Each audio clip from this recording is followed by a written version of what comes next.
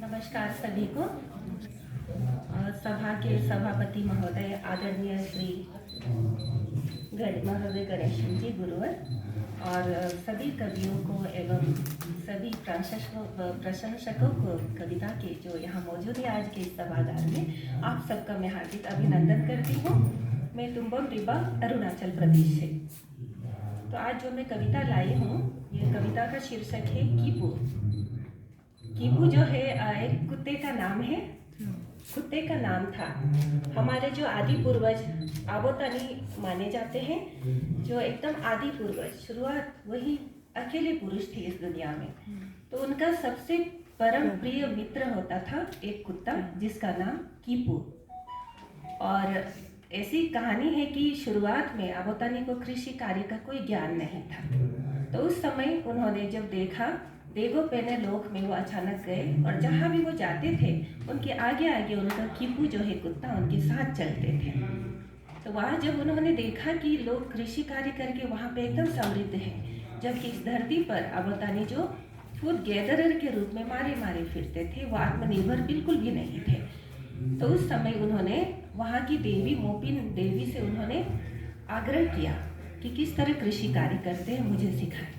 तो मोपिन देवी ने उन्हें सब कुछ बताया कि इस तरह से मोपिन देवी हमारे गालों में कृषि कार्य की जो देवी मानी जाती है। तो उन्होंने बताया कि इस तरह से कृषि कार्य करना है। तो उन्हें उनके हाथों में बीज दिए कि जा कर के धरती पर जमीन तैयार करके उस पर बीज बो देना, अनाज के बीज बो दिए।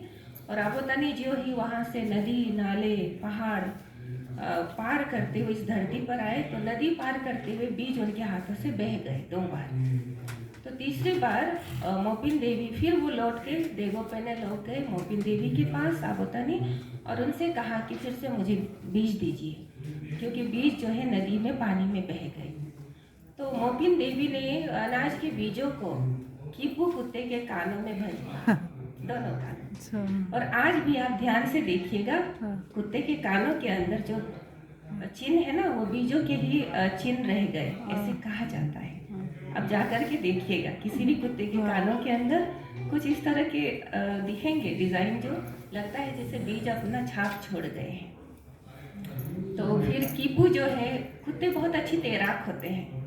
कीपू जो है नदी को सफलतापूर्वक तैर करके पहाड़ों को पार करके आबोतानी के साथ साथ इस धरती पर आए और यहाँ आकर के आबोतानी ने कृषि कार्य के आरंभ की, जिससे मानवता जो है आज भी आत्मनिर्भर है कृषि कार्य के द्वारा। तो इसी पर आधारित मेरी कविता है कीपू, जिस पर कीपू को मैंने अपनी तरफ से दिली श्रद्धांजलि अर्पित करके यह कविता लिखी है। और कुछ लोग जो है कुत्ते के साथ दुर्व्यवहार करते हैं, तो मैं नहीं चाहती कि ऐसा हो, क्योंकि कुत्ता जो है हम लोगों के इंसान का बहुत ही अच्छे मित्र होते हैं, आज भी बेस्ट फ्रेंड माने जाते हैं। तो कीपू के लिए ही यह कविता है। कीपू गो कीपुआ आबोतानी ग इंकोलोनो नेबू ब इंगोला रदाक ओगो मोख नारुम इमेनला रदाक ओगो। कीपू और कीपू आबोतानी के साथ उनकी पूंछ की तरफ तुम उनके साथ साथ जब चलते रहे। देगो पेने मोकलो इमेनला रदाक ओगो नो योग मुकेन काबेग देई तामिने नो काछोला मोपिन आने ने नो कारिखिला नो देन तानिग रदू रतकलो आजेनायन ब इम्बला इंचोला बदाम पगजीबेनी। अर्थात कीपू और कीपू तुम आबोतानी के साथ इस धरती से उस लोक तक, देगो पेने लोक तक चलते हुए रास्ता तुमने ही आबोतानी को दिखाया था, क्योंकि तुम आगे आगे चले थे। नी तानी मोखोगो मिली आमलियम गलेला आबोतानी ने रिक्रिला गो आमलियम गलो जिनमें नोक नेरुलो आमलियम गतला योग हिल्लम नो राबेद नेरुलो मिली आमलियम गतला योग हिबोकम दीतम नो न्योबेद कीपू गो कीपू। अर्थात कानों में अनाज के बीज को जब तुम्हारे कानों में भर दी गई थी, तो कितना दर्द हुआ था तुम्हें। उसके बावजूद भी तुम सफलतापूर्वक नदी में तैर कर, नदी को पार कर, पहाड़ों को चीर कर तुम चले आए इस धरती पर, तुम अनाज हमारे लिए लेकर आए। कीपू गो कीपुआ abotani yorisdedu no kamulak molok kolok amliam galela abotani rikripabe kipugo kipua no Rama बोलो मुनु अम्बिन अम्ली दोपा मादे लगते। अर्थात कीपू अगर तुम नहीं होते तो आज भी हम लोग मानवता जो भूखे मर रहे होते। कीपुगो कीपुआ हिलो ngो चिगो दोगो होकनी तनी नारुगा मेंसा ngो तुंबम रिबा मेंदुना कीपुगो कीपुआ न ngो हिलो माज कोई तगना। अर्थात कीपू ओ कीपू तुम्हारे इस जो तुमने जो योगदान दिया ये अमूल्य योगदान के लिए मैं तुंबम रिबा तुम्हें अपनी इस कविता के द्वारा शुक्रिया अदा करती हूँ। मैं अपनी इस कविता के द्वारा दिली श्रद्धांजलि अर्पित करती हूँ। और दूसरी कविता है यालपुआ। यालपुआ का अर्थ होता है इको या प्रतिध्वनि। तो हमारे अरुणाचल प्रदेश में ही नहीं सारी दुनिया में जो है स्त्री को पुरुषों से कमतर आंका जाता है, ऐसी लोगों की मान्यता है। और हमारे राज्य में भी कुछ इस तरह की भावनाएं हैं। हमारे गालो प्रथा में भी लोग ऐसे मानते हैं कि बेटियां जो है बेटों से कम है और अपनी संस्कृति का संवाहक वे अपने बेटों को ही मानते हैं। बेटियों को वे क्या कहते हैं? अपुआ को दे बक्कर ओ में निबलो, अर्थात बेटियां पराई हैं। जिस तरह से फूलों का मंजिल जो है जमीन मिट्टी होती है, उसी तरह से बेटियों की मंजिल भी उनकी ससुराल ही होती है, उन्हें पराई मानी जाती है। और नहीं को मुमा आ को मूला। और इसी तरह से बेटियों से उन लोग कहते हैं कि बेटियां जो है विवाह के बाद अपने माता पिता को भुला देते हैं, अपने ससुराल को ही अपना सब कुछ मानते हैं। तो इस तरह से अपनी संस्कृति का संवाहक वे अपने बेटों को मानकर हमारे वहाँ की गालों में जो है नामकरण की एक अनोखी प्रथा है। पिता के नाम के अंतिम 3 या 2 अक्षर के बाद बेटे बेटी का नाम पड़ता है। जैसे अगर मेरे पिताजी का नाम जो है न्यातुम रिबा, न्यातुम 3 अक्षर से मेरा नाम पड़ा तुम्बम। अगर मैं बेटा होते मेरे बेटे का नाम बॉम से आते, तुम्बम बोमकेन, बोमकेन का बेटा केंतो, केंतो का बेटा तोकेन। इसी तरह से हमारी जो सृष्टि हुई थी, माना जाता है कि सृष्टि की शुरुआत में जब धरती बनी थी उस समय पेड़ पौधे शुरू हुई थी, है ना, पेड़ पौधे उगे। वहाँ से लेकर मेरे नाम तक जो नामकरण की प्रक्रिया है उसमें पिता दादा परदादा का ही नाम आता है। माताओं की बेटियों के नाम नहीं लेते। जैसे पेड़ पौधे धरती से लेकर पेड़ पौधे, है ना, तो वहाँ से मैं शुरू करती हूँ मेरे नामकरण की प्रक्रिया को। हमारे गालो जीनेलॉजी कहते हैं इसे। हिची चिहो होबु बुक्सिन सिंतु दूर रपो पोन नौर उर्ची चिकार कारको कोर रपो पोकार मारतो मार्मिक मिक्कर कारग गन्या न्यातुम में तुम्बम। अगर मैं बेटा होती, बेटा का नाम बोमकेन, बोमकेन से केंतो, केंतो से तोकेन, तोकेन से तोकर, तोकर से कारको, कारको से कोर, इस तरह से नाम पढ़ते। लेकिन बेटियों के नाम माताओं के नाम नहीं ली जाती इस जीनेलॉजी में, क्योंकि वे लोग मानते हैं कि बेटियां जो है हमारी संस्कृति के संवाहक नहीं है। लेकिन इस धारणा को मैं नहीं मानती। मैंने अपने पिता के शव को भी मैंने कंधा दिया, और पिता के शव को कंधा देने का हक सिर्फ बेटे को होता है, और जो राइट साइड खड़े होते हैं ना वो बेटा को ही होता है। लेकिन पिता की मौत के समय उस शाम को ही मैंने गांव के बड़े बुजुर्गों को बुलाकर उनसे मैंने उनकी सहमति ले ली थी, और पापा के शव को मैंने ही कंधा दिया। तो इस कविता में भी लगभग वही भावनाएं हैं।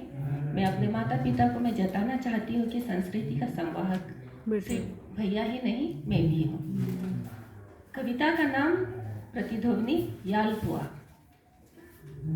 तो माता पिता ने जो मुझे सीख दी वो सीख जो है मेरे अंदर है, और मैं चाहती हूँ मैं अपने बच्चों को भी मैं वही सीख वही शिक्षा अपनी संस्कृति और परंपरा की शिक्षा देती हूँ।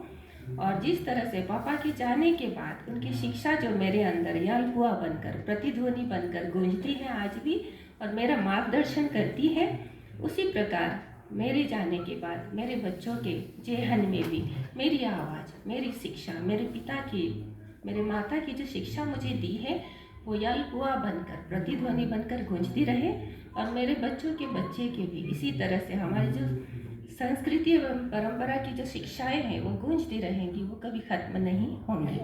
इस कविता में यही भावना है। Ana no kanyodalo, abo no kabagolo, nunam dusikden, nunam rasikden, nunuk ayam disikden वो एम्पाकोमा। आना मतलब माता, आबो मतलब पिता। माता और पिता, आप लोगों के जाने के बाद आपकी जगह लेने वाले मुझे कोई नहीं दिख रहे। आना no kakuru kapkolo, abo no ka mengo mengkolo, munam asinapu ka mengo laya raya nam tapakuma mango देखो एम्पाकुमा। माता पिता अनहावो, आपके बाद कौन मेरा सहारा बनेंगे, मुझे ये नहीं दिख रहे, चारों तरफ मुझे अंधकारमय लग रहा है। kapke lachin ngok nyiglam tipak den empakuma, ngorik lachin ngok menyok den empakuma। माँ, आपके बाद मैं जितनी भी रहूँ, मुझे नहीं लगता कोई मेरी आंसू पोंछेंगे, मुझे दिलासा देने कौन आएंगे। आया लोग जब ngो open ngो ome ok nunye mengkok menamam anano ngom akku kuyuk namam ngो higi rigi higi radu pula nunango gogdo nagaruba yalpua bagaruba tapadana। आना मतलब माता, मुझे बचपन से आपने अपनी बाहों में झूला झुलाई, लोरी सुनाकर मुझे सुलाई, कितने प्यार से मैं पली, लेकिन अब विवाह के बाद मैं अचानक सबकी पराई क्यों हो गई। यही सोचकर खेत के इस सिरे में धान बोती हुई मैं रो रही हूँ।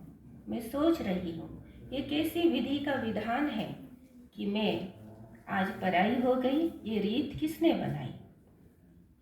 नाम पेकर बोलकर कादुरम आबोनमो दूध नगर कादो। जब मैं मायके लौटती हूँ तो मुझे आप घर के बाहर आंगन में बैठे हुए दिखते हो पिता, लेकिन जब मैं घर के अंदर आती हूँ तो आप दिखते नहीं हो।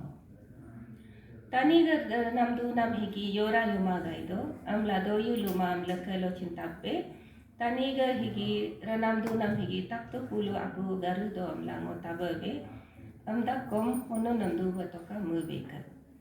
मतलब इंसान की जिंदगी जो है क्षणिक मात्र है, यह तख्तु पुलु के फूलों की तरह है। तख्तु पुलु एक तरह का फूल है हमारे वहाँ जो पर्पल कलर के होते हैं, तो वो फूल जो है बहुत क्षणिक, आज खिले और कल मुरझा जाती है। तो कहना यह है कि इंसान की ज़िंदगी जो तख्तु पुलु के फूलों की तरह है, लेकिन मैं यह सच्चाई को मैं भूल जाती हूँ। मैं चाहती हूँ कि आप अमर रहें, सदा मेरे साथ बने रहें। क्या मैं स्वार्थी हूँ? हिगिम आगम हिगिम चनला कुचिन आबोनक इंद्रो बंगो नम इने कुबा अमला मुला जा कुमा नम ngो तख्तु पुलु aku gareba पू पकलाकु को देव दोपना अमला मुकुमा। मतलब इस सच्चाई को जानते हुए भी मैं तख्तु पुलु के फूलों की तरह, पापा आप जमीन पे हो, ये मैं इस सच्चाई को मैं स्वीकार नहीं कर सकती। मेरे लिए आप आज भी जीवित हो, अमर हो, क्योंकि आपकी आवाज़ मेरे कानों में यलपुआ बनकर, प्रतिध्वनि बनकर गूंजती रहती है। तनी मोख हो न रकु माला चिन्नक नीतंदोई में नमंगो यलपुआ बतावा दोनाकर मोरमुर रखे देखो कामा अबो नोम मुबहित लका। आप चाहे इस दुनिया में अब नहीं रहे, पर आपकी सीख सदा मेरे साथ है। आपकी बातें जो आपने मुझे बताई वह प्रतिध्वनि बनकर मेरे कानों में गूंजती है। आप निश्चिंत रहे, आपकी दी गई सीख सदा मेरे पास रहेंगी। आपकी संस्कृति और परंपरा की शिक्षाएं सदा प्रतिध्वनि के रूप में मेरे पास सुरक्षित है, और यही शिक्षा मैं अपने बच्चों को रोज़ाना देती हूँ। आपकी दी गई सीख कभी गायब नहीं होंगी, क्योंकि आपके जाने के बाद आपकी दी गई सीख मेरी आवाज़ में, मेरे जाने के बाद मेरे बच्चों के कानों में यलपुआ बनकर गूंजती रहेंगी। ngok turdak radak hobo